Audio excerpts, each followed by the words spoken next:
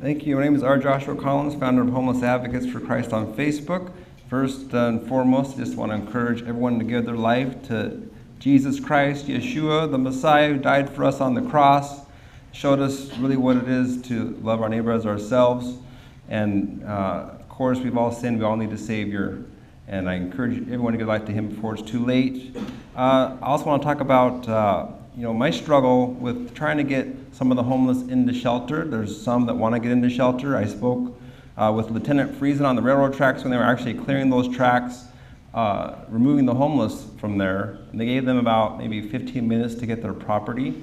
Now, that's not much time if you've been camped there for a while. And it was about 6:30 in the morning. I'm sure they were kind of rudely awakened. But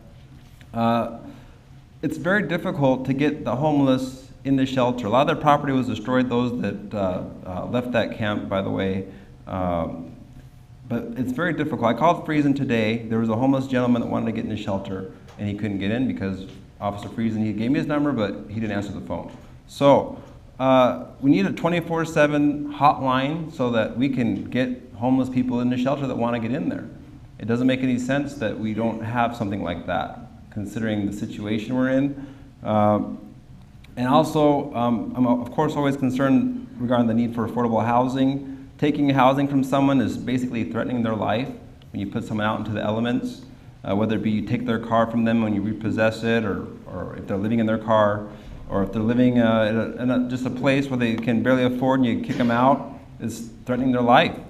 And I wanted to share a little bit from the Geneva Convention. The Geneva Convention, prisoners have rights. Article 25 says, prisoners of war shall be quartered under conditions as favorable as those for the forces of the detaining power who are in the same area. The said conditions shall make allowance for the habits and customs of the prisoners and shall in no case be prejudicial to their health. It continues and talks about the basic daily food ration shall be sufficient in quantity, quality, and variety to keep prisoners of war in good health and to prevent loss of weight or the development of nutritional deficiencies. Also continues to talk about health care as well. I don't have time to read all this, but we should treat our Anaheim homeless just as well as these prisoners of war here. And I encourage you all to read this, read these documents and see, are we treating people that well in Anaheim? I'm glad that we have some shelters that are opening, but of course, ultimately, we want more permanent supportive housing. And I also want to encourage people to check out John Dutton's paperwork. I don't know if you read the legal documents that he shared regarding the police, regarding the corruption, but I'd like to hear maybe some more action regarding some of what is in those documents. Maybe we can get more officers and police department in general just in better condition. So thanks for your time.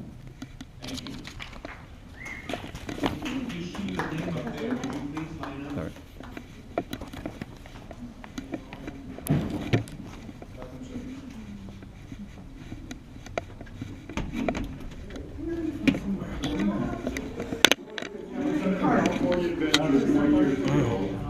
Anyways, please share this video. Do join Homeless Advocates for Christ on Facebook. On YouTube, I should say. Share the video. Please pray for the homeless, for housing for those in need. Thanks for your prayers and support, everyone. And keep trying to speak for those in need. May God bless you. I seek first the kingdom always. Bye-bye.